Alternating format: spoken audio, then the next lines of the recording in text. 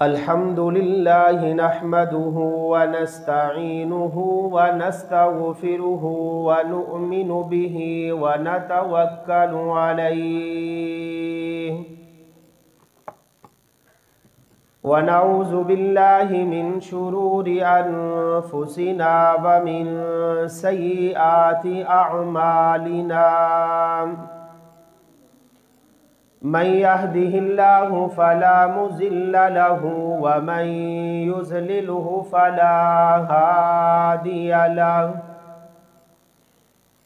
ونشهد أن لا إله إلا الله وحده لا شريك له ونشهد أن سيدنا ومولانا محمدا عبده ورسوله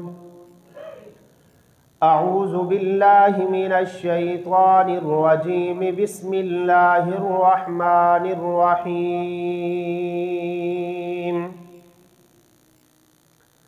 والذين آمنوا وعملوا الصالحات لنبوئنهم من الجنة غرفا تجري من تحتها الأنهار خالدين فيها نعم أجر العاملين.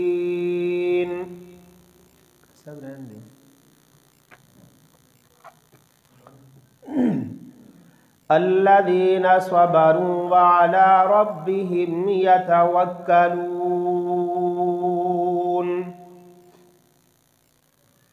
صدق الله العظيم وصدق رسوله النبي الكريم ونحن على ذلك من الشاهدين والشاكرين والحمد لله رب العالمين. اللهم صل على محمد وعلى آل محمد كما صليت على إبراهيم وعلى آل إبراهيم إنك حميد مجيد. اللهم بارك على محمد وعلى آل محمد كما باركت على إبراهيم وعلى آل إبراهيم إنك حميد مجيد.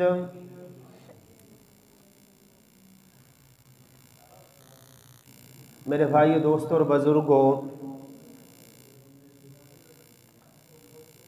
اور میری باپردہ ماؤں اور بہنوں اور بیٹیوں، میں اور آپ اللہ رب العزت کا جتنا بھی شکریہ ادا کریں وہ کم ہے کہ اللہ رب العزت نے مجھے اور آپ کو رمضان المبارک کا مہینہ پانے کی توفیق نصیب فرمائی. یہ عظمتوں والا اور برکتوں والا رحمتوں والا مہینہ جس کا پہلا عشرہ آج ہم سے جدا ہو جائے گا، اور یہ چند دن گنتی کے ہیں جس کو قرآن مجید نے خود کہا کہ ایام معدودات، یہ چند دن گنتی کے ہیں، اور پتہ بھی نہیں چلا کہ ہم بات کر رہے تھے کہ آج پہلا روزہ ہے، تو اللہ کی رحمت اور اس کے فضل و کرم کے ساتھ آج پہلا عشرہ جو ہے وہ مکمل ہو جائے گا. اس میں جو ہم سے کمیاں ہوئیں، کوتاہیاں ہوئیں، روزے کا صحیح معنوں میں ادب و احترام نہیں ہو سکا، اللہ ہماری کمیوں، کوتاہیوں، لغزشوں کو معاف فرما کے اللہ ہمارے روزوں کو قبول فرما لے اور ہمارے لیے ان کو نجات کا اور جنت میں جانے کا سامان بنا دے.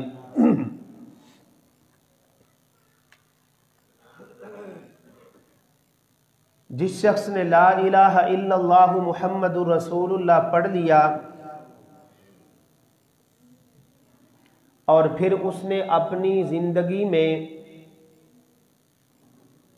اللہ کے حکموں کو اور پیغمبر علیہ الصلاۃ والسلام کی تعلیمات کو نافذ کیا،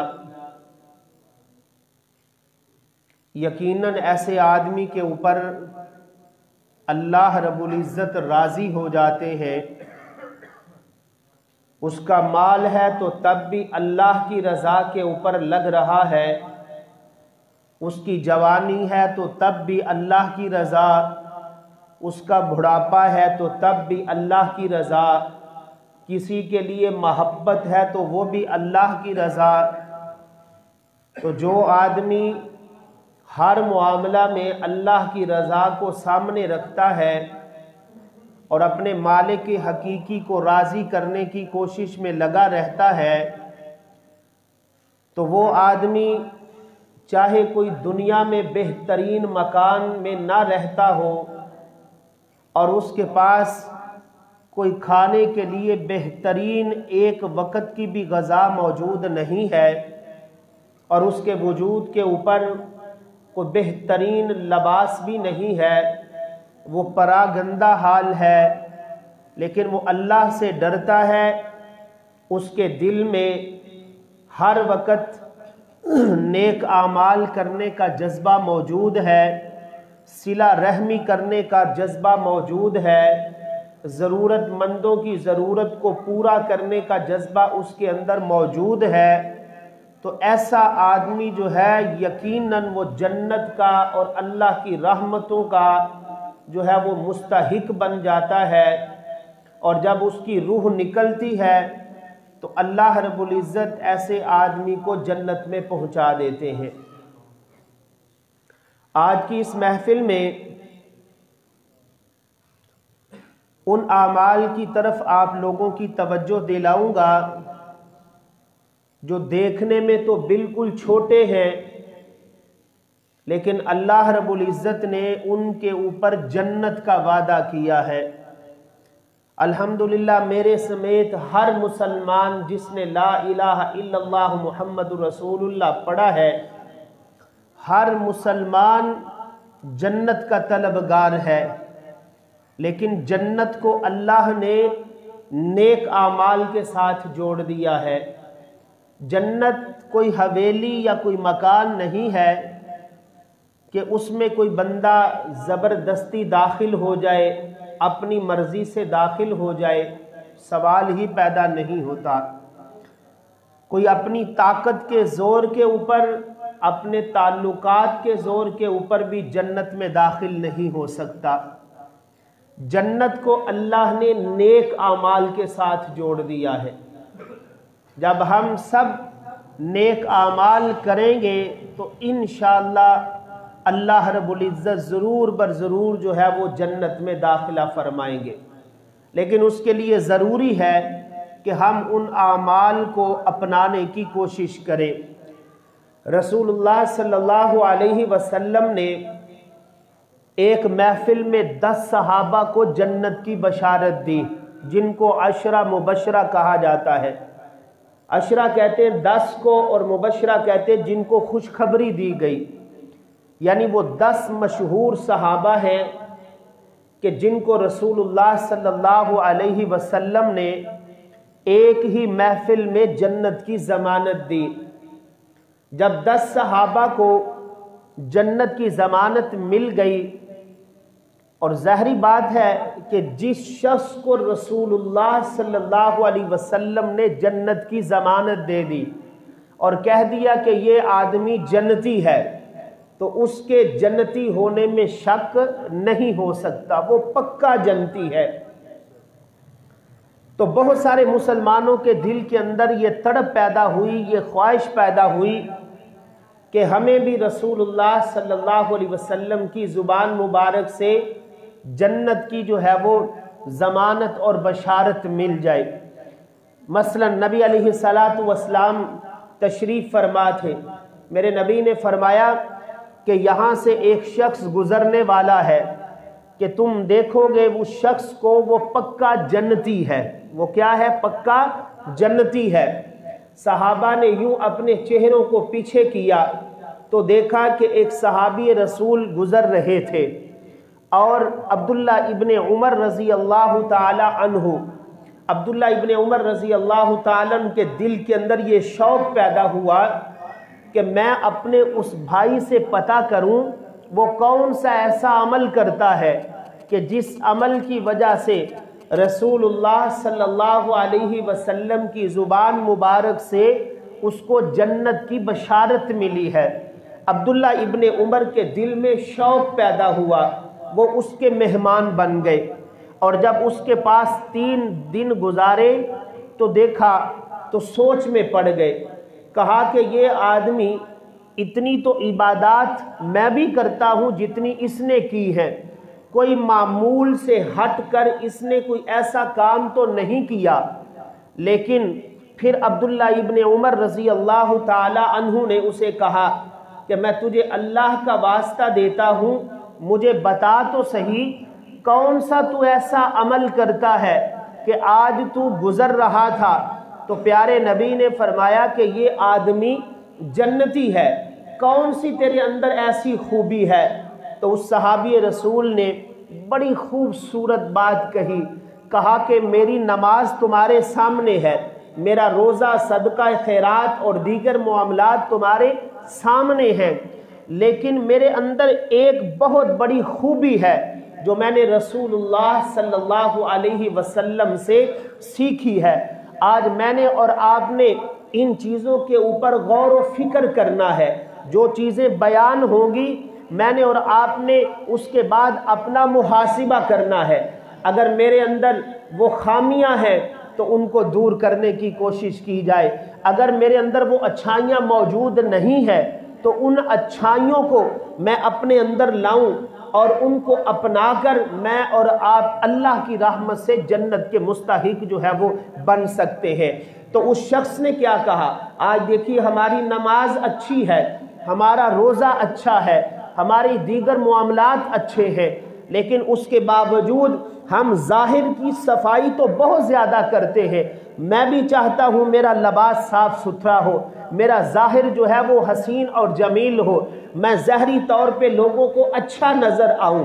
اگر میں دل کا کوڑا ہوں تو یقین جانیے یہ میری ظاہری صفائی بھی میرے اندر کی صفائی نہیں کر سکتی۔ بعض لوگ ہوتے ہیں ظاہر کے تو بڑے بڑے پاک اور صاف ہوتے ہیں، لیکن اندر کے وہ بڑے کوڑے ہوتے ہیں، چونکہ اندر کا معاملہ اللہ کے سپرد ہوتا ہے، اندر کی جو حالت ہے وہ اللہ جانتا ہے، اللہ کے علاوہ کوئی بھی جو ہے وہ نہیں جانتا، چونکہ چھپی ہوئی چیزوں کو جاننے والی جو ذات ہے وہ کون سی ذات ہے؟ وہ اللہ کی ذات ہے۔ تو ہم بعض دفعہ ظاہری طور پر تو بڑے صاف اور ستھرے نظر آتے ہیں، لیکن دل کے اتنے گندے ہوتے ہیں، دوسرے کو حقیر جاننا، دوسرے آدمی کو جو ہے وہ حقارت کی نگاہوں سے دیکھنا، تو کبھی دل میں کوڑ رکھنا، کسی آدمی کو اچھا نہ سمجھنا۔ تو اس صحابی رسول نے کہا کہ میں نے رسول اللہ صلی اللہ علیہ وسلم سے یہ بات سیکھی ہے کہ میں نے آج تک اپنے دل میں کسی مسلمان کے لیے کھوٹ نہیں رکھا، تو آج میرا دل اپنے مسلمان بھائیوں کے لیے بالکل صاف ہے۔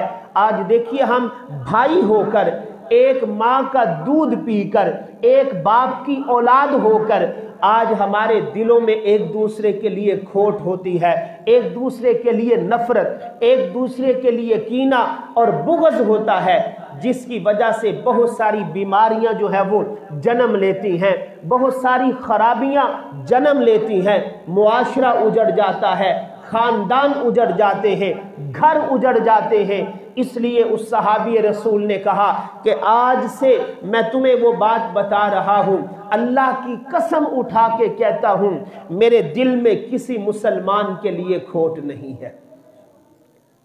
اب دیکھیے دل صاف ستھرا تھا، دیکھنے میں یہ ایک چھوٹا سا عمل ہے، چھوٹا سا عمل ہے، لیکن اس عمل کے اوپر رسول اللہ صلی اللہ علیہ وسلم کی زبان مبارک سے کیا جنت کی جو ہے وہ بشارت مل گئی۔ کہا کہ یہاں سے جو شخص گزرنے والا ہے وہ شخص جو ہے وہ پکا جنتی ہے۔ تو پھر لوگوں کے دلوں میں تڑپ پیدا ہوئی، جذبہ پیدا ہوا کہ کیوں نہ کوئی ہم ایسے اعمال کرنے کی کوشش کریں، ہمیں بھی رسول اللہ صلی اللہ علیہ وسلم کی زبان مبارک سے جنت کی جو ہے وہ بشارت مل جائے۔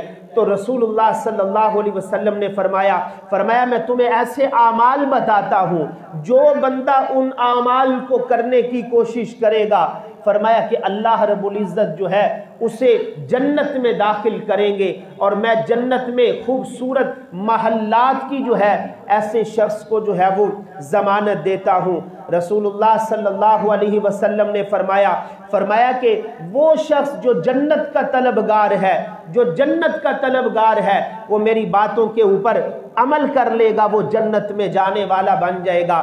فرمایا کہ رسول اللہ صلی اللہ علیہ وسلم نے فرمایا کہ دنیا میں رہتے ہوئے جو آدمی، اب دیکھیے دنیا میں یہ ایک فطرتی عمل ہے، دنیا میں رہتے ہوئے بعض دفعہ مزاج آپس میں نہیں ملتے، آپس میں مزاج مل ہی نہیں پاتے، اور اس کے باوجود کوئی بندہ ایک دوسرے کو برداشت کرتا ہے، جھگڑا نہیں کرتا۔ رسول اللہ صلی اللہ علیہ وسلم نے فرمایا سب سے پہلا عمل اور سب سے پہلی ضمانت ہے جنت کی اس شخص کے لیے جو آدمی اللہ کی رضا کے لیے کسی کے ساتھ جھگڑا نہیں کرتا۔ آج ہم دیکھیے ہم چھوٹی چھوٹی باتوں کے اوپر لڑائیاں کرتے ہیں، جھگڑے کرتے ہیں، چھوٹی چھوٹی باتوں کے اوپر جو ہے وہ دست و گریباں ہو جاتے ہیں۔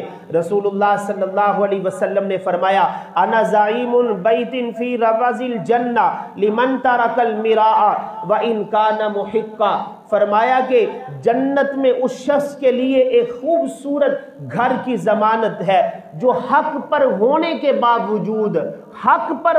باوجود اسے پتہ بھی ہے کہ میرے دوسرے دوست کا قصور ہے، اسے پتہ بھی ہے کہ میرا قصور نہیں ہے، اس میں میری بیوی کا قصور ہے، لیکن وہ اس کے ساتھ جھگڑا نہیں کرتا۔ اللہ کی رضا کے لیے جو ہے وہ اپنے آپ کو جھگڑے سے، لڑائی سے جو ہے وہ بچاتا ہے۔ اور پھر یاد رکھیے گا اس جھگڑے نے گھروں کا ماحول جو ہے وہ خراب کر کے رکھ دیا۔ رسول اللہ صلی اللہ علیہ وسلم نے فرمایا جب جھگڑا ہوتا ہے تو پھر اس میں بندہ اپنی زبان کا بھی غلط استعمال کرتا ہے۔ اب دیکھیے جب لڑائی ہوتی ہے تو پھر بہتان بازیاں ہوتی ہیں، تو ایسا ہے، وہ کہتا ہے تو ایسی ہے، آپس میں جو ہے وہ تکرار ہوتا ہے، اور اس کے بعد ایک دوسرے کے اوپر جو ہے وہ طعن و تشنیع کی جاتی ہے، اور پھر زبان سے کیا مرد اور کیا خواتین ایک دوسرے کو ماں، بہن اور بیٹی کی جو ہے وہ گالیاں دی جاتی ہیں، ایک دوسرے کو طعنے دیے جاتے ہیں۔ خامد کہتا ہے تو پیچھے سے کیا لے کے آئی ہے، بیوی کہتی ہے تو نے مجھے کیا دیا ہے۔ اب دیکھیے کیا ہوا، بات بگڑتی کہاں تک پہنچ گئی، اب طلاق تک نوبت آ گئی، دونوں خاندان آپس میں جدا ہو گئے۔ اب ہونا کیا چاہیے تھا، اسی بنیادی بات کو ختم کر دیا جاتا، برداشت کیا جاتا بات کو کہ نہیں یار کوئی بات نہیں ہے، چھوٹی سی میرے گھر میں بات ہو گئی ہے، میں اس کو برداشت کر لیتا ہوں۔ اب دیکھیے ایک آدمی جو ہے باہر کسی کے ہاں کام کرتا ہے، اب دیکھیے ورکشاپوں میں چلے جاؤ، فیکٹریوں میں چلے جاؤ، یقین جانی ہم نے دیکھا ہے مالکان اپنے ملازموں کو گالیاں نکالتے ہیں، جو بچے کام کرتے ہیں ان کو مرغا بنا دیتے ہیں، وہاں پہ گالی گلوچ ہر چیز کو برداشت کیا جاتا ہے۔ اگر ہم کوئی بات برداشت نہیں کرتے تو گھر میں رہتے ہوئے اپنی ماں کی بات کو برداشت نہیں کرتے، اپنے باپ کی بات کو برداشت نہیں کرتے، اپنے بڑے بھائی کی بات کو برداشت نہیں کرتے، خامد اپنی بیوی کی بات کو برداشت نہیں کرتا، بیوی اپنے خامد کی بات کو برداشت نہیں کر رہی، تو پھر کیا ہوتا ہے، ماحول خراب ہوتا ہے، پھر جھگڑے شروع ہو جاتے ہیں۔ رسول اللہ صلی اللہ علیہ وسلم نے فرمایا جو بندہ جھگڑے کو چھوڑ دیتا ہے یہ ایمان کے کامل ہونے کی نشانی ہے، ایمان کے کامل ہونے کی نشانی ہے۔ اب دیکھیے جھگڑے سے کتنی خرابیاں پیدا ہوئیں، گالیاں بندہ نکالتا ہے، آج یقین جانیے ہماری ٹانگیں قبر میں ہوتی ہیں، اس کے باوجود ہم گالیاں نکالتے ہیں، اپنی بیوی کو گالیاں، اپنی بہو کو گالیاں، اپنے بیٹوں کو گالیاں، اپنی زبان کا غلط استعمال کرتے ہیں۔ رسول اللہ صلی اللہ علیہ وسلم نے فرمایا جو باپ اپنی اولاد کو گالیاں نکالتا ہے، جو خامد اپنی بیوی کو گالیاں دیتا ہے، جو سسر اپنی بہو کو گالیاں دیتا ہے، فرمایا ایسا شخص جو ہے، یا کوئی مالک اپنے ملازم کو، کوئی استاذ اپنے شاگرد کو گالی دیتا ہے، فرمایا ایسا شخص جو ہے اللہ کی نظروں سے گر جاتا ہے۔ اب جس شخص کو اللہ اپنی نظروں سے گرا دے، اللہ اپنی نظروں سے گرا دے، اللہ فرشتوں کو کہے کہ میں نے اس بندے کو جو ہے اپنی نظروں سے جو ہے وہ گرا دیا ہے، اب اس آدمی کی زندگی میں کہیں سکون آ سکتا ہے؟ سکون کا سوال ہی پیدا نہیں ہوتا۔ اس لیے رسول اللہ صلی اللہ علیہ وسلم نے فرمایا، اب دیکھیے یہ روزہ ہے، میں نے اس دن بھی کہا تھا روزہ رکھنا کوئی مشکل کام نہیں ہے، یہ ایک بہت بڑی نیکی ہے، لیکن اس کی حفاظت کرنا بڑا مشکل کام ہے۔ میرے نبی نے فرمایا بہت سارے روزہ دار ایسے ہوتے ہیں وہ صبح آنے کے برابر بھی اجر و ثواب نہیں ملتا۔ صحابہ نے کہا اللہ کے رسول وہ کیسے؟ فرمایا وہ جھوٹ بول کے اپنے روزے کو ضائع کر دیتے ہیں، وہ گالی گلوچ کر کے اپنے روزے کو ضائع کر دیتے ہیں، اور اس لیے میرے نبی نے فرمایا کہ روزہ جو ہے وہ ڈھال ہے، روزہ تمہیں برے کام سے بچاتا ہے، روزہ جو ہے وہ ڈھال ہے، یہ تمہیں جھوٹ بولنے سے جو ہے وہ محفوظ رکھتا ہے۔ تو فرمایا جس بندے نے روزے کی حالت میں بھی غلط بیانی کو نہیں چھوڑا، روزے کی حالت میں بھی وہ جھگڑا کرتا ہے، میرے نبی نے فرمایا تم روزے کی حالت میں ہو، کوئی بندہ لڑائی کے لیے آ گیا، کوئی بندہ، بعض لوگ ہوتے ہیں نا ریاکاری کے لیے جھگڑا کرتے ہیں، اصل میں شیطان ان کو تھپکی دیتا ہے، وہ تو پیچھے رہ گیا، تیرے تے پلے ہی کچھ نہیں رہ گیا، دیکھو جی کنڈی مار کے چپ کر کے اندر ہی بڑھ گیا ہے، بڑا بدماش بنیا، بڑا پہلوان بنا پھردا سی۔ شیطان بندے کو غصہ دلاتا ہے، باہر نکل۔ اب کیا ہوتا ہے، چھوٹی چھوٹی باتوں کے اوپر گھر اجڑ جاتے ہیں۔ یقین جانیے یہ جیلیں جو ہیں، یہ تھانے، یہ جیلیں، یہ کن لوگوں سے آباد ہیں؟ اس میں کوئی جنگل کے درندے آ کر رہتے نہیں، ان جیلوں کو انہی انسانوں نے آ کر آباد کیا۔ جب لڑائی ہوئی، جھگڑا ہوا، قتل و غارت، بات آگے نکل گئی، اب عزت کے جنازے نکل رہے ہیں۔ اب بنیادی بات کیا تھی؟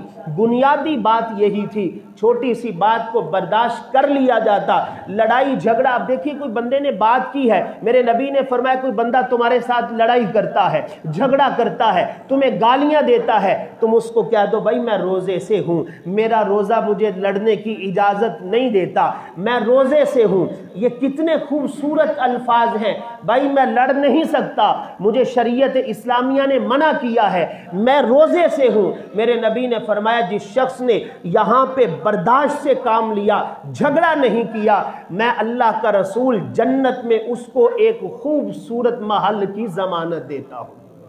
میں اور آپ چاہتے ہیں کہ جنت میں ہمیں محل مل جائے، ہمارا داخلہ جنت میں ہو جائے، تو میں نے اور آپ نے اس چیز کو اپنے اندر سے جو ہے وہ ختم کرنا ہے۔ اگر ہمارے اندر کہیں لڑائی ہے، جھگڑا ہے، ان چیزوں کو میں نے اور آپ نے جو ہے وہ ختم کر کے ایک پاکیزہ زندگی کو شروع کرنا ہے۔ اب دیکھیے میاں بیوی کی کتنی خوبصورت زندگی ہے، کتنی پاکیزہ زندگی ہے، لیکن لڑائی جھگڑے ختم ہی نہیں ہوتے، اور پھر ہم نے دیکھا ایسے لوگ یقین جانیے بنیادی وجہ کو نہیں جو ہے بنیادی بات کی طرف نہیں جاتے۔ اب دیکھیے پھر وہ پریشان ہوتے ہیں، یار پتہ نہیں لگتا اتنا میں کماتا ہوں پتہ نہیں کہاں چلا جاتا ہے۔ پھر خاوند اپنی بیوی کو کہتا ہے لگتا ہے تو سب کچھ میکے لے کے چلی گئی ہے۔ اب بیوی کہتی ہے تو سب کچھ تو نے اپنے بھائیوں کو کھلا دیا ہے۔ میرے بھائیوں یہ چیزیں نہیں ہیں، آمدن کے ذرائع بھی ہیں، سب کچھ ہے، لیکن وہ برکتیں نہیں ہیں،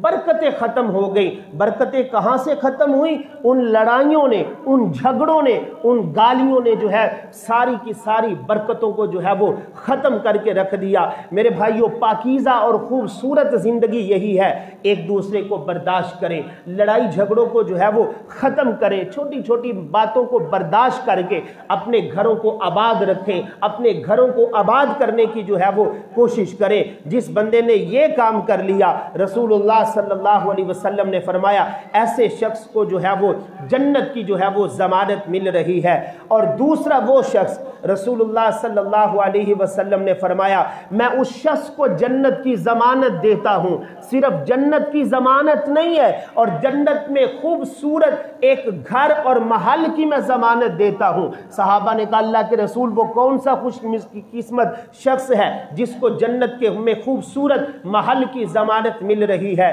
رسول اللہ صلی اللہ علیہ وسلم نے فرمایا جو شخص اپنی زبان کو جھوٹ سے بچاتا ہے۔ اب دیکھیے میں نے اور آپ نے روزہ بھی رکھا ہوتا ہے، جھوٹ بھی بولتے ہیں، ناپ تول میں کمی بھی کرتے ہیں، ایک نمبر کو دو نمبر، دو نمبر کو ایک نمبر بنا کے بازار میں جو ہے وہ اس کو فروخت بھی کرتے ہیں، پھر اوپر سے کہتے ہیں یار ہمارا روزہ ہے، میں روزے سے ہوں۔ میرے نبی نے فرمایا ایسا آدمی جو ہے اس کے روزے کی اللہ کو بالکل جو ہے وہ ضرورت ہی نہیں ہے۔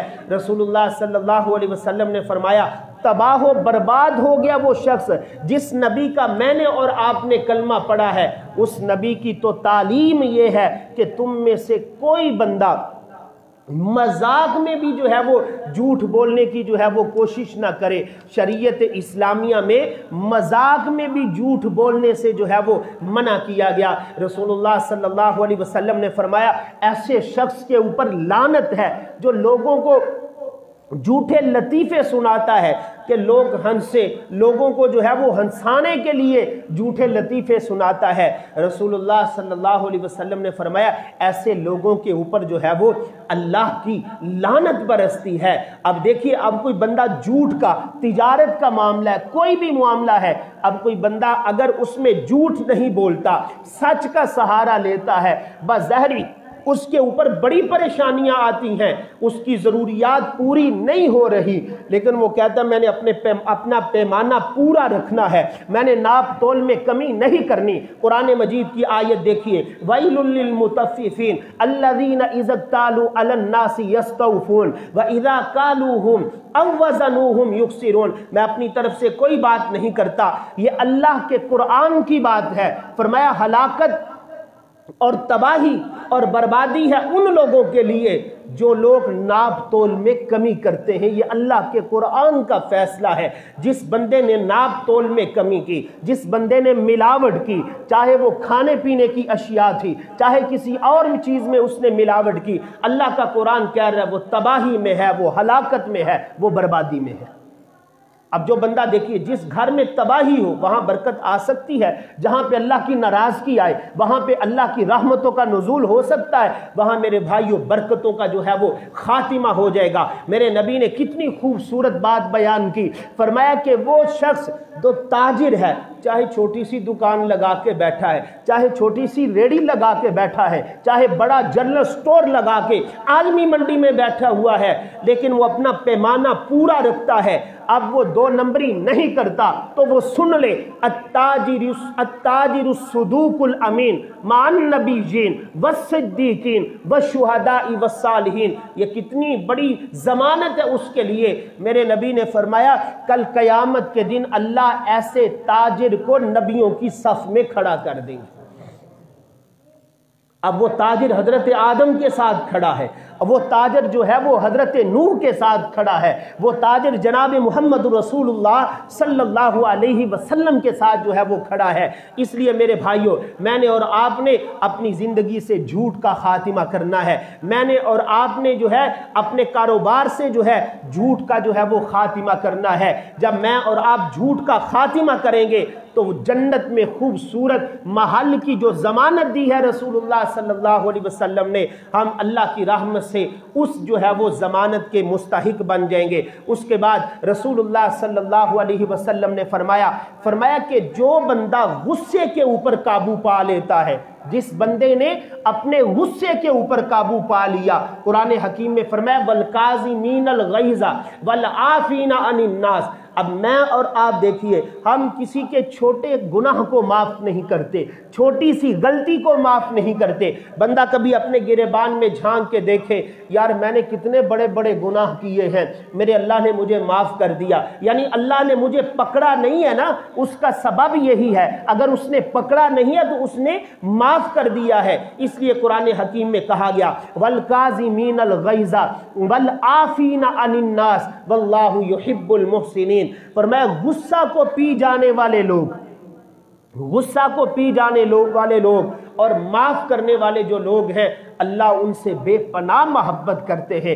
اللہ رب العزت جو ہے ان کے ساتھ، کیونکہ یہ معاف کرنا اور غصے کو پی جانا، ایک بندے کو غصہ آ گیا تھا، قادر بھی تھا، ماڑا بندہ غصہ کرے، ماڑا بندہ کسی کو معاف کر دے تو اس میں اتنا کمال نہیں ہے۔ کوئی پہلوان، کوئی طاقتور آدمی تھا، اس نے کہا جا یار میں نے تجھے اللہ کی رضا کے لیے معاف کر دیا۔ فرمایا یہ اس نے احسان کیا ہے، یہ اس نے اس کے اوپر احسان کیا ہے، اب اس احسان کا بدلہ اللہ اسے ضرور عطا فرمائیں گے۔ وہ دنیا میں بھی دیتا ہے اور آخرت پر بھی جو ہے وہ بدلہ جو ہے وہ ضرور بر ضرور جو ہے وہ عطا فرمائے گا۔ اس لیے فرمایا کہ یہ بھی معاشرہ میں ایک بنیادی چیز ہے جس کی وجہ سے آج بہت ساری خرابیاں جو ہے وہ پیدا ہو رہی ہیں کہ میرے اندر اور آپ کے اندر برداشت دن بدن جو ہے وہ ختم ہوتی ہوئی نظر آ رہی ہے۔ مسلمان کو قتل کر رہا ہے، مسلمان جو ہے وہ مسلمان کا جو ہے وہ خون بہا رہا ہے، مسلمان ہی مسلمان کے مال کو جو ہے وہ تباہ کر رہا ہے، مسلمان ہی مسلمان کی جو ہے وہ دکانوں کو جلا رہا ہے، مسلمان ہی مسلمان کے گھروں کو جلا رہا ہے، مسلمان ہی مسلمانوں کے گلے جو ہے وہ کاٹ رہا ہے، مسلمان ہی مسلمان جو ہے مسلمان کی گاڑیوں کے اوپر تیل چھڑک کے جو ہے وہ آگ لگا رہے ہیں۔ میرے بھائیوں نہیں، میں نے اس دن بھی کہا تھا کعبۃ اللہ سے بڑھ کر مسلمان کا خون قیمتی ہے، مسلمان کی عزت قیمتی ہے، مسلمان کا مال قیمتی ہے۔ میرے بھائیوں کعبۃ اللہ سے محترم کوئی چیز ہو سکتی ہے؟ دنیا میں کوئی چیز نہیں ہے۔ یہ تو اس وقت اندازہ ہوتا ہے، اللہ مجھے اور آپ کو بیت اللہ کا طواف نصیب فرمائے۔ یقین جانیے جب بیت اللہ کے اوپر نظر پڑتی ہے نا، اللہ کا وہ خوبصورت گھر، وہ نظاروں والا گھر، وہ رحمتوں والا گھر، وہ عظمتوں والا، وہ برکتوں والا گھر، تو بندہ یقین وہاں پہ جا کے بیت اللہ کے اوپر پہلی نظر پڑتی ہے تو یقین ہو جاتا ہے کہ دنیا میں سب سے محترم جو چیز ہے وہ اللہ کا گھر ہے۔ تو اس اللہ کے گھر سے بھی بڑھ کر مسلمان کی عزت ہے، لیکن مسلمان ہو کر مسلمان کے ساتھ کیا کر رہا ہے؟ ایک دوسرے کو برداشت نہیں کیا جا رہا۔ اس لیے میرے بھائیوں میں اور آپ برداشت کر کے جنت کے جو ہے وہ مستحق بن سکتے ہیں۔ اس کے بعد رسول اللہ صلی اللہ علیہ وسلم نے فرمایا جنت کی ضمانت ہے اس شخص کے لیے جس نے کسی یتیم کے سر کے اوپر شفقت کا ہاتھ رکھا۔ میرے نبی نے فرمایا جو ہی اس نے اس کے سر کے اوپر شفقت کا ہاتھ رکھا، ہر بال کے بدلے اللہ اسے ایک نیکی عطا فرمائے گی۔ رسول اللہ صلی اللہ علیہ وسلم نے حضرت حسین کو کندھوں کے اوپر سوار کیا ہوا تھا رضی اللہ تعالی عنہ، اور میرے نبی نے دیکھا کہ راستے میں ایک بچہ بیٹھ کے رو رہا ہے۔ میرے نبی نے اسے کہا کہ تو کیوں رو رہا ہے؟ کہا اللہ کے رسول میرے باپ کا انتقال ہو گیا ہے، میرا باپ جو ہے فلاں جنگ میں شہید ہو گیا ہے۔ میرے نبی نے اپنے نواسے کو کندھے سے اتارا، اس یتیم کو اپنے کندھے کے اوپر بٹھا لیا۔ یہ میرے نبی کی زندگی ہے جس کا میں نے اور آپ نے کلمہ پڑھا ہے۔ ہم تو یتیموں کے سروں کے اوپر ہاتھ رکھنے کی بجائے ان کا مال ہڑپ کرنے کی کوشش کرتے ہیں ان کی جو زمین ہے 2-4 ایکڑ 2-4 کنال، یہ کسی نہ کسی طریقے سے جو ہے میں اس کو ہڑپ کر جو کسی نہ کسی طریقے سے یہ میرے نام کے اوپر جو ہے وہ منتقل ہو جائے۔ دنیا میں کھانا آسان کام ہے میرے بھائیوں، قبر بندہ جب مر جائے گا حساب کتاب دینا بڑا مشکل کام ہے، بہت ہی مشکل کام ہے حساب کتاب والا۔ اس لیے رسول اللہ صلی اللہ علیہ وسلم نے فرمایا جو بندہ کسی یتیم کے سر کے اوپر شفقت کا ہاتھ رکھتا ہے، کسی یتیم بیٹی کو گھر سے رخصت کر دیا، کسی یتیم بیٹی گھر میں بیٹھی ہوئی تھی، اس کے لیے جو ہے وہ شادی کا انتظام کر دیا، اس کے لیے کچھ سامان کا جو ہے وہ انتظام کر دیا، رسول اللہ صلی اللہ علیہ وسلم نے فرمایا ایسے شخص کے لیے جنت میں خوبصورت محل کی ضمانت ہے۔ یہ بہت بڑا اجر و ثواب کا کام ہے، بہت بڑا نیکی کا کام ہے۔ اس لیے میں دعوت دے رہا ہوں آپ لوگوں کو کہ شادیوں کے اخراجات کم کیے جائیں، شادیوں کے اخراجات کم کیے جائیں۔ یہ جو رسمیں ہم نے بنائی ہوئی ہیں، ان رسموں کو کم سے کم جو ہے بیٹی والوں کے اوپر کم سے کم بوجھ ڈالیں۔ یقین جانیے یہ جو ہم گاڑیاں بھر کے براتوں کی لے جاتے ہیں، وہاں پہ یقین جانیے ایک باپ محنت مزدوری کرنے والا ہے، وہ کہاں سے اتنا 200 آدمی کو کھانا وہ بیچارہ کہاں سے کھلائے گا، 500 آدمی کو وہ کھانا کہاں سے کھلائے گا۔ میرے بھائیو، ہم اپنی جو ہے ان ضروریات کو کم کرنے کی کوشش کریں، رسم و رواج کو مٹانے کی کوشش کریں۔ اب ایک بندہ یہ نیت کر لیتا ہے یار میں نے اپنی بیٹی کے لیے 5 لاکھ رکھا ہوا ہے، چلو بچ جائے گا تو میں کسی غریب کی بیٹی بھی گھر سے اٹھا دوں گا۔ یہ بہت بڑا اجر و ثواب کا کام ہے، یہ بنیادی چیز ہے۔ یہ میں اور آپ اپنے دائیں بائیں، اپنے محلے میں، اپنے معاشرے میں جو ہے صاحب ثروت حضرات جو ہے ان چیزوں کے اوپر ضرور توجہ دیا کریں۔ میں نے اور آپ نے مل کر اس کام کو جو ہے وہ آگے بڑھانا ہے۔ اس لیے رسول اللہ صلی اللہ علیہ وسلم نے خوبصورت محل کی ضمانت دی ہے اس شخص کو جو شخص کسی یتیم کے سر کے اوپر جو ہے وہ شفقت کا ہاتھ رکھتا ہے۔ اس کے بعد رسول اللہ صلی اللہ علیہ وسلم نے ضمانت دی ہے اس باپ کو جنت کی، اس بھائی کو جنت کی۔ فرمایا ایک باپ تھا محنت مزدوری کر کے اس نے اپنی 2 بیٹیوں کا پیٹ پالا، 3 بیٹیوں کا پیٹ پالا، 4 بیٹیوں کا پیٹ پالا، ان کی تعلیم و تربیت کا انتظام کیا۔ اب بیٹیاں جوان ہو گئیں تو بیٹیوں کو یہ حق نہیں پہنچتا کہ بیٹیاں اپنے باپ سے کہیں تو کون ہوتا ہے ہمیں جو ہے وہ ہمارے اوپر حکم چلانے والا، تو کون ہوتا ہے ہم اپنی مرضی سے شادی کریں گی، ہمارا جسم ہماری مرضی ہے۔ اسلام اس کی بالکل جو ہے وہ اجازت نہیں دیتا۔ جہاں پر آپ رائے دے سکتے ہیں، آپ رائے دے سکتی ہیں، لیکن یقین جانیے جہاں پہ آپ کے ماں باپ کا انتخاب ہوگا وہیں پہ آپ کے لیے عزت کے جو ہے وہ فیصلے آئیں گے۔ اس لیے وہ باپ جس نے بڑی مشقت کے ساتھ، بڑی مشقت ہوتی ہے، یہ تو آپ خود اندازہ کریں جب آپ اپنے بچوں کو پالتے ہیں تو پھر اپنے بوڑھے باپ کو دیکھیں، میرے باپ نے کیسے پالا ہوگا، میرے باپ نے کیسی جو ہے وہ میری پرورش کی ہوگی۔ آج اتنے اخراجات ہیں، جیسے میں اپنے بچے کے اوپر خرچ کر رہا ہوں، کل میرے باپ نے بھی تو ایک وقت پہ میرے اوپر اتنا خرچ کیا ہوگا۔ فرمایا اس باپ کے لیے جنت میں خوبصورت محل کی ضمانت ہے جس کو اللہ نے بیٹیاں دیں۔ اور اب دیکھیے کتنی آج ہم بیٹیوں کو جو ہے وہ بوجھ سمجھتے ہیں۔ میرے نبی نے فرمایا یہ بیٹیاں تو تمہارے لیے جنت میں جانے کا سامان ہے، جنت میں جانے کا سامان ہے۔ جس کو 2 بیٹیاں مل گئیں وہ بھی جنتی ہے، جس کو 3 بیٹیاں مل گئیں وہ بھی جنتی ہے، جس کو 4 مل گئیں وہ بھی جنتی ہے۔ اب دیکھیے بیٹیوں کو تو معاشرے میں بوجھ سمجھا جاتا ہے۔ یقین جانیے لوگ دعا مانگتے ہوئے نظر آتے ہیں، اللہ ساڈے گھر بیٹی پیدا نہ ہو۔ ہمارے معاشرے میں لوگ دعائیں مانگتے ہیں ہمارے گھر میں بیٹی پیدا نہ ہو، ہمارے گھر میں بیٹی پیدا نہ ہو۔ یہ سوچ مسلمانوں کی نہیں ہے، یہ مسلمانوں والی سوچ نہیں ہے، یہ ان لوگوں کی سوچ تھی جو زمانے جاہلیت میں رہا کرتے تھے، اور میرے نبی نے آ کر ان کے ذہنوں کو بدلا۔ فرمایا میرے نبی کے آنے سے پہلے کیا معاملہ تھا، جس گھر میں بیٹی پیدا ہوتی تھی آدمی کو پتا چلتا کہ تیرے گھر میں بیٹی پیدا ہوئی ہے، وہ گھر ہی نہیں جایا کرتا تھا۔ وَإِذَا بُشِّرَ أَحَدُهُمْ بِالْأُنْثَىٰ ظَلَّ وَجْهُهُ مُسْوَدًّا وَهُوَ كَظِيمٌ۔ بیٹی کی بشارت ملتی چہرے سیاہ پڑ جاتے تھے، خبردار تو نے مجھے بیٹی کا پیغام دیا، خبردار تو نے مجھے بیٹی کی مبارکباد دی۔ اب بیٹی جوان ہوگی، شادی کرنی پڑے گی، سامان دینا پڑے گا، بیٹیوں کو زندہ درگود کر دیا جاتا تھا۔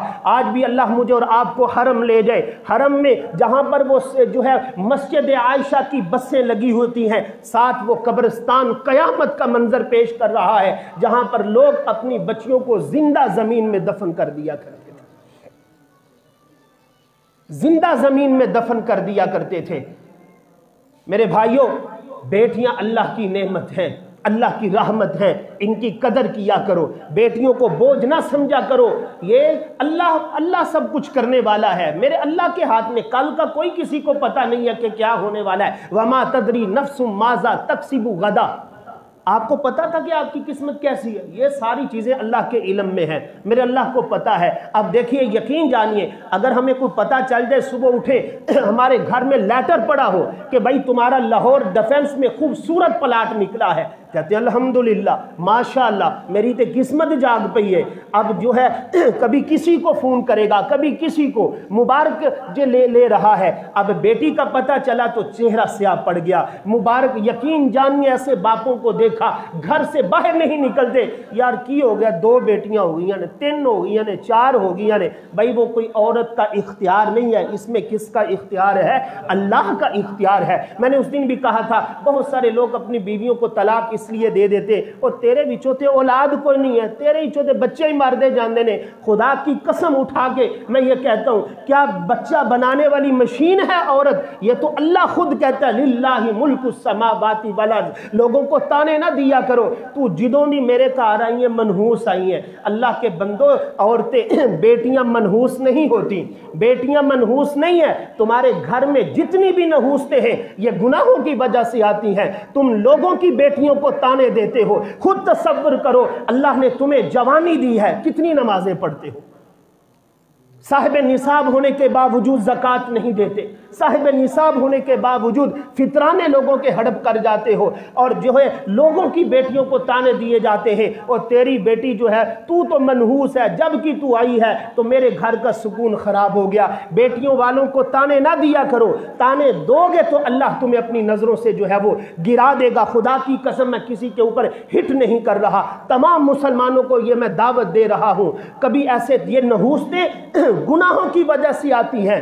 اب ہم بینک سے سود لیتے ہیں، اب سود آ گیا، برکتیں ختم ہو گئی، سود آ گیا، رحمتیں ختم ہو گئیں، رشوت آئی، جھوٹ آیا، میرے بھائیوں برکتیں، رحمتیں سب کچھ ختم ہو گیا۔ اب گناہوں کی نحوستیں جو ہے وہ ہماری زندگی میں آ چکی ہیں۔ اولاد کی طلب کرنی چاہیے، اولاد کی طلب ضرور ہے۔ اللہ کا قرآن کہتا ہے للہ ملک السماوات والارض، للہ اللہ اپنا تعارف کروا رہے، میں کوئی معمولی ذات نہیں ہوں، زمین و آسمان کی بادشاہت میں اللہ کے ہاتھ میں ہے۔ رب السماوات والارض وما بینہما ان کنتم موقنین، زمین و آسمان کی ہر چیز میں اللہ کے قبضہ قدرت میں ہے۔ یخلق ما یشاء، یہ قرآن ہے، میں جو چاہتا ہوں پیدا کر دیتا ہوں، میں جو چاہتا ہوں پیدا کرتا ہوں۔ میں چاہوں تو بیٹیاں دے دوں، میں چاہوں تو بیٹے دے دوں، میں چاہوں تو اکٹھے دے دوں، مجھ سے کوئی پوچھنے والا نہیں ہے، کیونکہ دینے والی ذات کون سی ہے بولیے گا؟ اللہ کی ذات ہے۔ وہ اللہ کی مرضی ہے، وہ بیٹے دے، وہ بیٹیاں دے، اس کی رضا کے اوپر ہمیشہ جو ہے وہ راضی رہنا چاہیے۔ پھر میں یہ دعوت دے رہا ہوں، کسی کو تانے نہ دیں، نحوست ہمیشہ، خدا کی قسم میرے اللہ نے کوئی دن منحوس نہیں بنایا، سال کا کوئی لمحہ نحوست والا نہیں ہے۔ یہ نحوستیں سب گناہوں کی وجہ سے ہیں۔ اب دیکھیے گھر میں ڈرامے عام ہیں، ساری چیزیں عام ہیں، نماز کا پتہ نہیں ہے۔ میرے نبی نے نہیں فرمایا جس گھر میں قرآن کی تلاوت نہیں ہے وہ ویران گھر ہے، وہ قبرستان کی مانند ہے۔ اب میں اور آپ خود تصور کریں، کیا میں اور آپ اپنے گھروں میں قرآن پڑھتے ہیں؟ ہم قرآن مجید کی تلاوت کرتے ہیں؟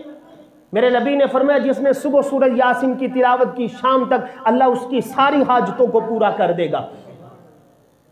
جو بندہ سورۃ الواقعہ کی تلاوت کرے گا اس کے گھر میں فاقہ نہیں آئے گا۔ میں اور آپ دوسری چیزوں کی طرف تو توجہ کر رہے ہیں میرے بھائیوں، جو اصلی اسباب تھے عزت کے، برکت کے، رحمت کے، میں نے اور آپ نے ان کی طرف کبھی توجہ ہی نہیں کی۔ تو بیٹیوں کو بوجھ نہ سمجھا کریں، میں دعوت دے رہا ہوں بیٹیوں والوں پہ کوشش کریں کم سے کم بوجھ ڈالیں، کم سے کم بوجھ ڈالیں۔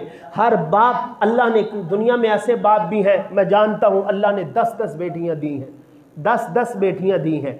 دیکھیے آسانی، نبی علیہ الصلوۃ والسلام نے خود فرمایا اللہ نے مجھے آسانی والا بنا کر بھیجا ہے۔ میں نے آپ خود جو ہے فرماتے میں لوگوں کے لیے آسانیاں پیدا کرنے کے لیے آیا ہوں۔ میرے بھائیوں ایک دوسرے کے لیے آسانی والا راستہ نکالو، جب آسانی والا راستہ نکالو گے انشاءاللہ یہ نفرتیں ختم ہو جائیں گی، یہ قدورتیں ختم ہو جائیں گی، آپس میں بھائی چارہ قائم ہو جائے گا، آپس میں اخوت اور محبت جو ہے وہ قائم ہو جائے گی، اور اس کے بعد بعد رسول اللہ، اور کتنی خوبصورت بات ہے، میں نے اور آپ نے دل کی تختی پہ یہ بات لکھنی ہے کہ جس نے بیٹیوں کی پرورش کی اور پھر ان کو گھر سے رخصت کیا، اس کے لیے جنت میں خوبصورت محل کی جو ہے وہ ضمانت ہے۔ اللہ مجھے اور آپ کو ان چیزوں کے اوپر عمل کرنے کی توفیق نصیب فرمائے۔ اور اس کے بعد رسول اللہ صلی اللہ علیہ وسلم نے فرمایا کہ سب سے خوبصورت محل کی ضمانت ہے اس شخص کے لیے جس کا اخلاق بڑا اچھا ہے۔ اب میں نے اور آپ نے اپنے گریبان میں جھانک کے دیکھنا ہے، یقین جانیے ہماری نماز اچھی ہے، ہماری نماز میں خشوع اور خضوع ہے، لیکن ہمارا اخلاق اچھا نہیں ہے۔ میں اور آپ اگر چاہتے ہیں جنت میں محل مل جائے، رسول اللہ صلی اللہ علیہ وسلم کی ضمانت کے مستحق بن جائے، تو میں نے اور آپ نے اپنے اندر اخلاق پیدا کرنا ہے۔ لوگ کہتے ہیں نا یار تو قادہ نمازی ہے، بڑے سجدے کرنا، ایڈا بڑا تہجد کار، تو تیری زبانی ٹھیک نہیں ہے، پھر لوگ تانے دیتے ہیں۔ اپنا اخلاق بالکل ٹھیک رکھے۔ میرے نبی نے فرمایا کہ جس کا اخلاق کامل ہے اس کا ایمان کامل ہے، جس کا اخلاق کامل ہے اس کا ایمان کامل ہے۔ یقین جانیے سیرت کی کتابوں کا مطالعہ کر کے دیکھیں، بڑے بڑے لوگ ایسے، بڑے بڑے قبیلے ایسے، بڑے بڑے لشکر میرے نبی کے اخلاق سے متاثر ہو کر مسلمان ہو گئے۔ انہوں نے کہا ہم نے صرف سن رکھا تھا، مسلمانوں کا نبی جو ہے وہ بڑے اعلیٰ اخلاق کا جو ہے وہ حامل ہے، بڑا اچھا اخلاق تھا میرے نبی کا، لیکن جب آ کے اپنی آنکھوں سے وہ منظر دیکھا، مہمانوں کے ساتھ حسن سلوک دیکھا، اپنی بہن کے ساتھ حسن سلوک دیکھا، اپنی بہن کے ساتھ، آج ہم سگی بہنوں کے ساتھ بول چال ختم کر کے بیٹھے ہوئے ہیں، بہنوں کے ساتھ۔ میں ہر دفعہ یہ بات کرتا ہوں، کوئی بہن تمہارے 500 کی بھوکی نہیں ہے۔ میرے نبی نے اس بھائی کے لیے بھی جنت کی بشارت کا اعلان کیا ہے، جس طرح باپ کے لیے جنت کی ضمانت ہے، ایسے اس بھائی کے لیے بھی جنت کی ضمانت ہے جو بھائی اپنی بہن کے اوپر، جس بہن کے سر کے اوپر شفقت کا ہاتھ رکھتا ہے۔ بہن کوئی عید کی بھوکی نہیں ہے، وہ آپ 400-500 اس کو 1000 دے دیں گے، وہ ہاتھ اٹھا کے اپنے بھائی کے لیے دعا کرے گی، اللہ میرے بھائی کی زندگی لمبی ہو، میرے بھائی کے کاروبار میں برکت آئے، اللہ میرے بھائی کو کبھی تتی ہوا بھی نہ لگے۔ بہنیں تو اپنے بھائیوں کے ساتھ اتنی مخلص ہوتی ہیں، یار کبھی کوئی چھوٹی موٹی بات ہو بھی جائے، کوئی فرشتے تو ہے نہیں، انسان ہے، انسانوں سے ہی غلطیاں ہوتی ہیں، بڑا پن اپنے اندر پیدا کریں، چھوٹی چھوٹی باتوں کو درگزر کر دیا کریں۔ میرے نبی نے فرمایا تم لوگوں کی باتوں کو درگزر کرنا شروع کر دو، اللہ تمہارے بڑے بڑے گناہوں کو درگزر کرنا شروع کر دے گا۔ اللہ معاف کرنے والا ہے۔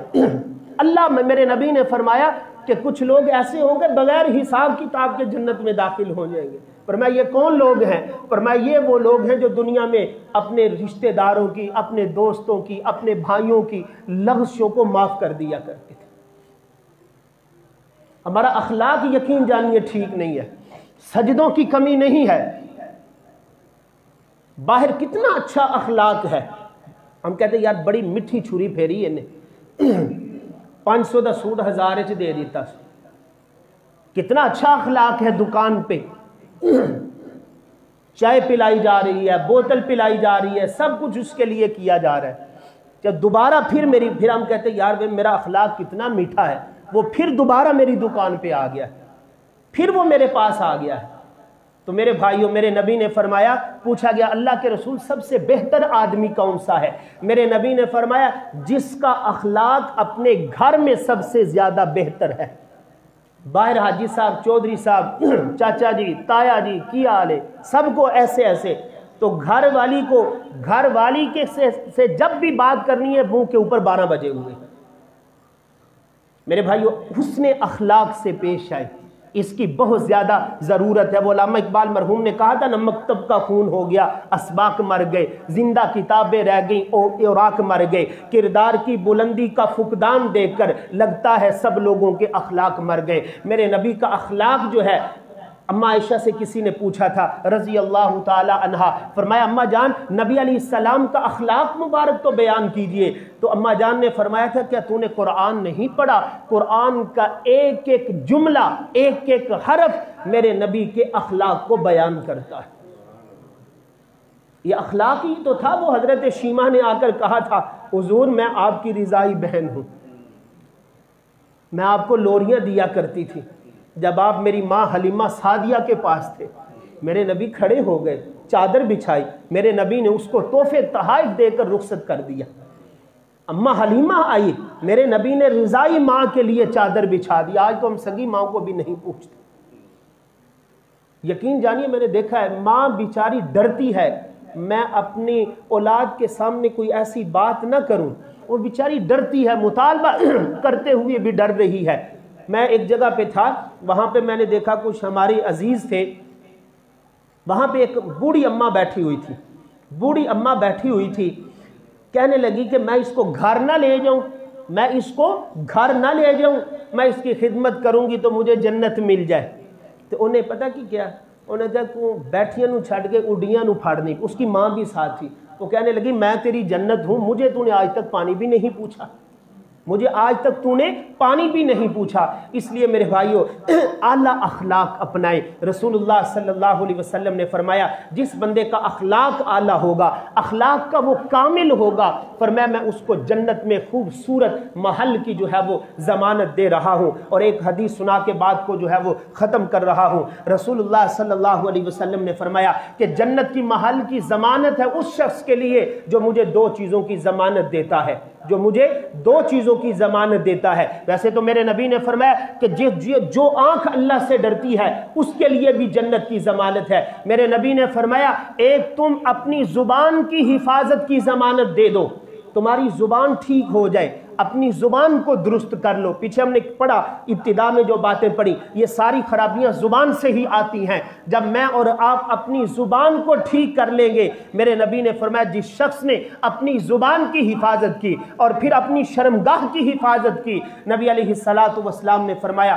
میں اس کو جنت میں ایک خوبصورت محل کی جو ہے وہ ضمانت دے رہا ہوں۔ میں نے وہ چیزیں بیان کی ہیں جن کی مجھے بھی ضرورت ہے، آپ کو بھی ضرورت ہے، ہر گھر کو ضرورت ہے، میری ماؤں بہنوں اور بیٹیوں کو بھی اس بات کی جو ہے وہ ضرورت ہے کہ میں اور آپ رسول اللہ صلی اللہ علیہ وسلم کی طرف سے اس ضمانت کے مستحق بن جائے۔ بننا چاہتے ہیں کہ نہیں؟ سب بننا چاہتے ہیں الحمدللہ، لیکن اس کے لیے ضروری ہے ان چیزوں کے اوپر عمل کریں۔ اللہ مجھے اور آپ کو ان چیزوں کے اوپر عمل کرنے کی توفیق نصیب فرمائے۔ وما علینا الا البلاغ